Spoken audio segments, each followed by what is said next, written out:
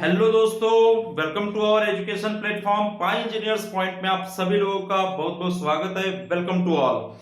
आप लोगों ने इंजीनियरिंग मैकेनिक्स में पार्ट 5 तक कंप्लीट कर चुके हैं कि मैकेनिक्स में आपका जो बेसिक्स हैं वो क्या होते हैं, वो सारे आप लेक्चर 5 तक या पार्ट 5 तक आप लोगों ने कंप्लीट कर चुका है। तो अब हम बात करने जा रहे हैं लेक्चर नंबर 6 में कि आपका न्यूमेरिकल यदि कोई पूछा जाए, कोई प्रॉब्लम यदि आ जाए क्वेश्चन में, तो आप कैसे उसे डील करेंगे, कैसे आप उसे सॉल्व करेंगे। तो इस लेक्चर से आप लोग अच्छे से समझ जाएंगे, बड़े इजीली समझ जाएंगे कि कैसे सॉल्व करना है। चलिए टाइम वेस्ट नहीं करते बेटा, फटाफट स्टार्ट करते हैं। आज के एक क्वेश्चन वन देखते हैं कैसे एक क्वेश्चन फ्रेम किया जाता है। तो सिंपल सा मैं अभी आप लोगों को समझाने के लिए क्वेश्चन ले रहा हूं, है ना। यहां पे लिख रहा हूं फाइंड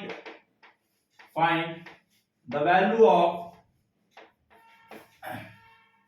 x and y। ठीक है, x एंड y की वैल्यू आपको फाइंड आउट करना है। ये फिगर एक ड्रॉ किया गया है, ठीक है।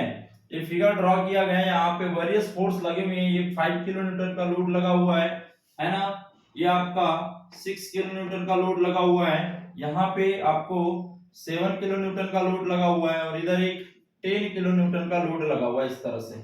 ठीक है, ये आपका 30 डिग्री का एंगल है और ये आपका 60 डिग्री का एंगल है। यहाँ पे एक वैल्यू x है, ये इसका एंगल जो है वो 30 डिग्री दिया गया है और एक आपका y है, एक है y। ठीक है, इसका एंगल 60 डिग्री दिया गया है। अब हमें x और y की वैल्यू डिटरमाइन करना है। बड़ा सिंपल है, कैसे सॉल्व करेंगे आप लोगों को पता है कि इक्विलिब्रियम कंडीशंस का यूज करना है। इक्विलिब्रियम कंडीशन का यूज करके आप इजीली डिटरमाइन कर सकते हैं। ठीक है, तो यहां पे क्या रहेगा, ये a और ये है आपका पॉइंट b। ठीक है, ए बी प्लेन है और ये सी और ये डी।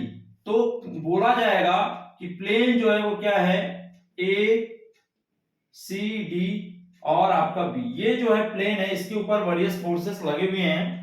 तो आपको डिटरमाइन करना है एक्स और वाई की वैल्यू। तो देखिएगा, सबसे पहले आपको रिजॉल्व करते आना चाहिए। मैं फिर से एक बार इसको अच्छे से ड्रॉ कर रहा हूं। तो सी पॉइंट पे फोर्स लगा है, तो सी पॉइंट ले लिया मैंने। इस तरह से फोर्स लगा हुआ है आपका, कितना है, एक्स किलो न्यूटन है। तो जिसके साथ एंगल बनता है तो वो क्या होता है बेटा, आपको मैंने बताया था 30 डिग्री का एंगल बना हुआ है। जिसके साथ एंगल बनेगा, जिस प्लेन के साथ, वो क्या होगा, cos कंपोनेंट होगा। तो ये cos कंपोनेंट हो जाएगा, तो इसकी वैल्यू क्या हो जाएगी, x cos 30 डिग्री। अंडरस्टैंड। और इसी पॉइंट के ऊपर मैं परपेंडिकुलर ड्रॉ करूंगा। तो ये आउटगोइंग है, तो ये भी आउटगोइंग, ये भी आउटगोइंग होगा। ठीक है, और बीच में आ जाता है क्या, जो जिसको आप रिजॉल्व करते हैं उसे। तो ये हो जाएगा x sin 30 डिग्री। C का काम खत्म हो गया। अब x को भूल जाओ, तो मैं इसको यहां से अब क्या कर दे रहा हूं, खत्म कर दे रहा हूं। तो ये दो कंपोनेंट आ गए, एक आ गया आपका हॉरिजॉन्टल और एक आ गया आपका वर्टिकल। अब पॉइंट ले रहा हूं D। अब मैंने पॉइंट क्या ले लिया बेटा, D। D पॉइंट पे जो 5 किलो न्यूटन है वो कितने से इंक्लाइंड है, कितने से इंक्लाइंड है, 30 डिग्री से इंक्लाइंड है ना। 30 डिग्री से इंक्लाइंड है, इस तरह से। ठीक है, 5 किलो न्यूटन है, तो ये 30 डिग्री है, इसी प्लेन के ऊपर है। तो ये हो जाएगा cos कंपोनेंट हो जाएगा, तो यहाँ पे cos 30 डिग्री आ जाएगा। कितना बेटा, 5 किलो न्यूटन है, तो 5 किलो न्यूटन। इसी पॉइंट के ऊपर वर्टिकल आएगा, ये भी आउटगोइंग है, तो ये भी आउटगोइंग, ये भी आउटगोइंग। तो ये कितना हो जाएगा, 5 sin 30 डिग्री। कोई दिक्कत, कोई प्रॉब्लम नहीं है। तो यहां से इसका काम खत्म हो गया। तो दो फोर्सेस को मैंने रिजॉल्व कर लिया है, एक x को कर लिया है और एक 5 को कर लिया है। अब बात करते हैं y को रिजॉल्व करना है और मुझे 7 किलो न्यूटन को रिजॉल्व करना है। तो इधर कर लेते हैं, देखिएगा। तो यहाँ पे y जो है वो a पॉइंट पे लगा हुआ है, तो a पॉइंट पे ले ले हम लोग, ये a पॉइंट है, इस पे इस तरह से y लगा हुआ है। ठीक है, एंगल जो 60 डिग्री है, इस प्लेन के साथ में 60 डिग्री बना है, तो इसको इधर रिजॉल्व करेंगे। तो ये हो जाएगा क्या आपका, बोलो, जिसके साथ में एंगल बनता है वो क्या होता है, cos कंपोनेंट। तो ये हो जाएगा cos, कितना एंगल है ये, 60 डिग्री। तो यहाँ पे 60 डिग्री आ जाएगा और वैल्यू है y, तो y आ गया। इसी पॉइंट पे इस प्लेन के ऊपर परपेंडिकुलर इस तरह से प्रोवाइड करेंगे, तो ये हो जाएगा क्या, y sin 60 डिग्री। जो परपेंडिकुलर होता है वो साइन होता है ना, और जो ओरिजेंटल होगा वो क्या होगा बेटा, आपका cos कंपोनेंट होगा। ठीक, तो यहां से अब ये y का काम खत्म हो गया, y को भूल जाओ। क्यों, क्योंकि इसको आपने क्या कर दिया, कंपोनेंट में ब्रेक कर दिया। अब आ जाते हैं बी पॉइंट पे। तो बी पॉइंट पे क्या है, 7 किलो न्यूटन का लोड लगा हुआ है बी पॉइंट पे ना। देखिए, बी पॉइंट पे 7 किलो न्यूटन का लोड लगा हुआ है, 60 डिग्री से इंक्लाइंड है। तो ये हो जाएगा आपका cos 60 डिग्री, है ना, और इसी के ऊपर परपेंडिकुलर इधर हो जाएगा आउटगोइंग है, तो आउटगोइंग तो ये हो जाएगा sin 60 डिग्री हो जाएगा। ये 7 था तो यहाँ पे मल्टीप्लाई में 7, यहाँ पे मल्टीप्लाई में 7, अब इसको आप भूल जाइए। तो सभी फोर्सेस वर्टिकल और हॉरिजॉन्टल में कन्वर्ट हो चुके हैं।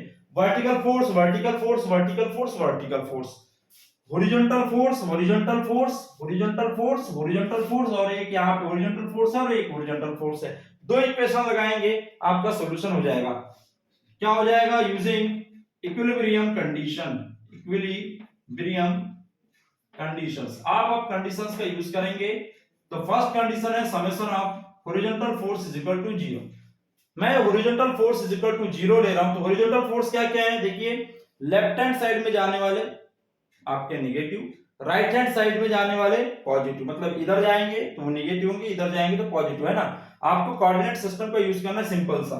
तो चलिए, तो समेशन ऑफ हॉरिजॉन्टल फोर्स 0 होता है तो क्या कर ले, इसका कुल मिला के यही है कि लेफ्ट हैंड साइड बराबर राइट हैंड साइड लेना है। तो लेफ्ट हैंड साइड में क्या क्या जा रहा है, तो 6 किलोमीटर जा रहा है बेटा। उसके बाद में और क्या जा रहा है, और कुछ जा रहा है, यहाँ पे देखिए 6 इधर जा रहा है और y cos plus y cos 60 degree इधर जा रहा है, इज इक्वल टू, अब राइट हैंड साइड में कितने जा रहे हैं, x cos 30 डिग्री जा रहा है, तो x cos 30 डिग्री, और क्या जा रहा है 5 cos 30 डिग्री, तो यहाँ पे प्लस 5 cos 30 डिग्री, और क्या जा रहा है बेटा, और क्या जा रहा है देखिए यहाँ पे 7 cos 30 डिग्री जा रहा है ना, तो यहाँ पे लिखते हैं प्लस 7 cos 30 डिग्री, और कुछ जा रहा है, ये 10 किलो न्यूटन है जो यहाँ पे गिवन है, तो ये 10, तो ये होगी मेरी एक इक्वेशन।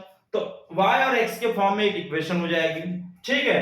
अब ले लेते हैं हम लोग, इसको सॉल्व करते हैं। तो यहाँ पे क्या हो जाएगा देखिए, x को मैं इधर लेके आ रहा हूँ, y cos 60 degree minus x cos 30 degree is equal to क्या हो जाएगा बेटा, ये 5 cos 30 degree plus 7 cos 60 degree plus 10 और माइनस 6 ये इधर चला गया।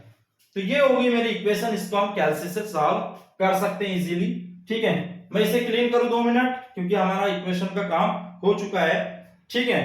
तो आप लोगों को अच्छे से समझ में आ जाएगा कैसे आई इक्वेशन। कोई दिक्कत है, कोई प्रॉब्लम नहीं है यहाँ पे, है ना। लेफ्ट हैंड साइड बराबर राइट हैंड साइड लेना है। तो लेफ्ट हैंड साइड में आपका 6 जा रहा था तो 6 ले लिया, और क्या जा रहा है y cos 60 जा रहा है तो y cos 60 ले लिया। राइट हैंड साइड में कितना जा रहा है x cos 30 डिग्री, देखिए यहाँ पे x cos 30 डिग्री भी इधर जा रहा है, 5 cos 30 डिग्री भी इधर जा रहा है, और 7 cos 30 डिग्री भी जा रहा है, और ये 10 किलो न्यूटन इधर जा रहा है, दिया है।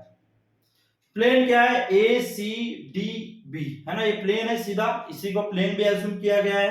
तो बड़ा आसान है ना, तो इस तरह से आपको पुट करना है, ठीक। चलिए, तो अब हम वर्टिकल फोर्स ले रहे हैं। मैंने अभी इक्वेशन इसलिए मैंने सिर्फ बना के रखी, इस पे इक्वेशन नंबर आप 1 ले लें। अभी मैंने इसको काट पीट नहीं किया है, इसमें कोई अभी माइनस प्लस नहीं किया है ना, सिर्फ इक्वेशन बना के मैंने रखा है। तो यूजिंग क्या करेंगे, using summation of vertical force ले रहे हैं। तो वर्टिकल फोर्स में upward is equal to downward, upward is equal to downward आपको लेना है।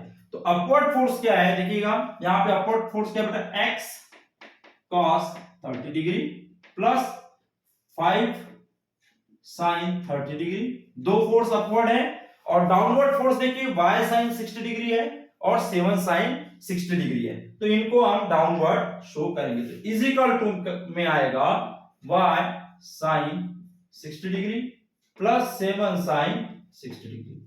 तो याद में रखना, upward is equal to downward, left hand side is equal to right hand side. ये इसका मीनिंग ये होता है, समेशन ऑफ h का मतलब ये, अरे भाई राइट में जितना लोड होगा उतना ही लेफ्ट में होगा, तभी तो बैलेंस होके 0 होगा, जितना अपवर्ड होगा उतना ही डाउनवर्ड होगा, तभी तो बैलेंस होके 0 होगा, है ना।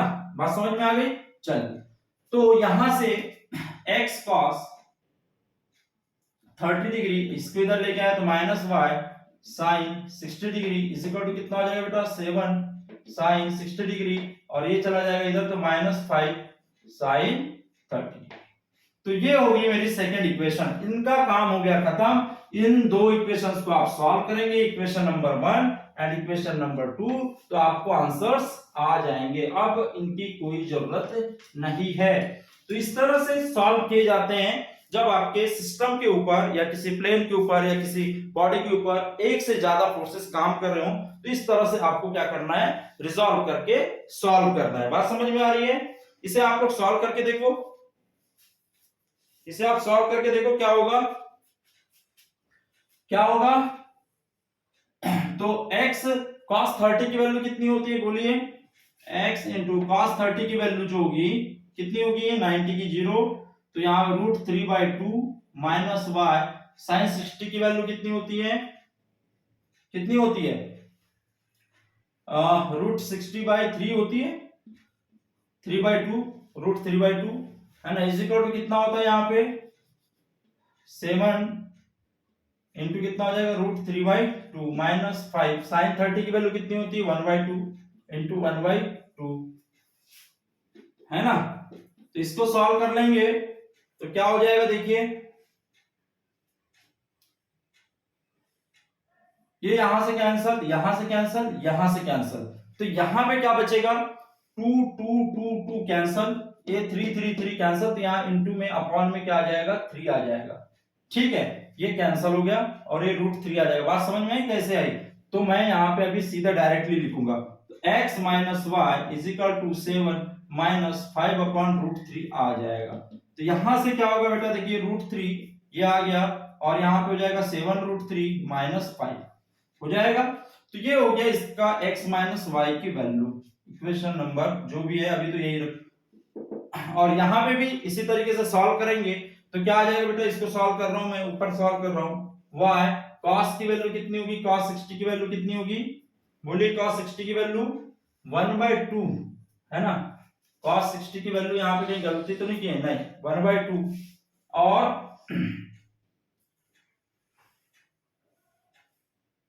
माइनस x cos 30 की वैल्यू कितनी होगी √3/2 और क्या हो जाएगा इज इक्वल टू कितना हो जाएगा बेटा 5 cos 30 की वैल्यू √3/2 है ना, प्लस 7 इंटू cos 60 की वैल्यू 1/2 और ये 10 में से 4 चला गया तो प्लस 4। तो इसे सॉल्व करेंगे तो क्या इक्वेशन होगी बेटा, क्या इक्वेशन होगी, देखिए ये 2 कैंसल 2 कैंसल 2 कैंसल 2 कैंसल और यहाँ पे आ जाएगा 2, कुछ नहीं है तो 2 आ जाएगा नीचे, मतलब ये 2 से 2 कैंसिल हो जाएगा तो 4, मैंने 2 से डिवाइड कर दिया, सब में आया, मल्टीप्लाई कर दिया है ना, मल्टीप्लाई कर दिया तो ये हो जाएगा 8 हो जाएगा बेटा, क्या हो जाएगा 8। यहाँ पे हमने गलती तो नहीं की है, हमने क्या कर दिया डिवाइड कर दिया, हाँ सही है, गुड। तो यहाँ पे हो जाएगा y minus √3x is equal to यहाँ हो जाएगा 5√3 है ना, और प्लस हो जाएगा कितना यहाँ पे 7 और प्लस हो जाएगा ये 8। ठीक, इस तरह से इसको सॉल्व करेंगे तो क्या हो जाएगा, देखिए तो y minus √3x is equal to, इसको जोड़ देंगे तो 5√3 प्लस 15 आ जाएगा। तो इक्वेशन नंबर 1 ये हो गई है और एक इक्वेशन ये होगी। अब इनको आप क्या करोगे, दोनों को जोड़ दोगे, इस इक्वेशन और इस इक्वेशन को जोड़ देंगे तो y से y कैंसिल हो जाएगा, तो बचेगा क्या, देखिए इक्वेशन नंबर इसको a मान लेते हैं, एज्यूम कर लेते हैं, और इसको b एज्यूम कर लेते हैं। आज मैं थोड़ा लाउडली नहीं बोल रहा हूं है ना, क्योंकि थोड़ा गला जाम है, कोई दिक्कत नहीं। इन दोनों इक्वेशन को मैं जोड़ दूंगा तो y से y कैंसिल हो जाएगा और x में से कितना √3 माइनस हो जाएगा है ना, 1x में से √3 माइनस हो जाएगा ना, तो क्या हो जाएगा बेटा यहाँ पे x माइनस √3x इसी का टू इधर कितना हो जाएगा, देखिएगा 7√3, ये इसी को पहले वैसे का वैसे लिख दे रहा हूं, 7 माइनस 5/√3 फिर कितना इधर प्लस 5√3 प्लस 15, इसको जोड़ देंगे तो कितना हो जाएगा 7 और 15 कितना हो गया आपका 22। ठीक है, तो 22 हो जाएगा माइनस 5√3 प्लस 5√3, तो यहां से आपको x की वैल्यू, x कॉमन निकालेंगे तो 1 माइनस √3 ये हो जाएगा, तो यहां से x की वैल्यू आपको मिल जाएगी। इस x की वैल्यू को इसमें या फिर इस इक्वेशन में पुट करेंगे तो y की भी वैल्यू मिल जाएगी। तो इस तरह से सॉल्व करना होता है, बड़ा इजी है, आप लोग सॉल्व कर लीजिएगा, आगे कोई प्रॉब्लम नहीं है। तो कैसे सॉल्व करना है समझ में आया, बड़ा आसान सा तरीका था सॉल्व करने का, कि जब आपके फोर्स सिस्टम में एक से ज्यादा लोड्स हों और वो भी कैसे हो बेटा, वेरियस फॉर्म में हो है ना, इंक्लाइंड हो, कोई सीधे हो और वर्क कर रहे हो तो आपको कैसे सॉल्व करना है। तो ये सिंपल सी मेथड है। आई होप कि आप लोगों को समझ में आया होगा कि कैसे रिजॉल्व करके फोर्सेस को इक्विलिब्रियम कंडीशंस का यूज करके आप उसे अप्लाई करेंगे। तो मिलते हैं बेटा नेक्स्ट वीडियो में इसके आगे। तब तक के लिए थैंक यू सो मच और आप पढ़ते रहिए।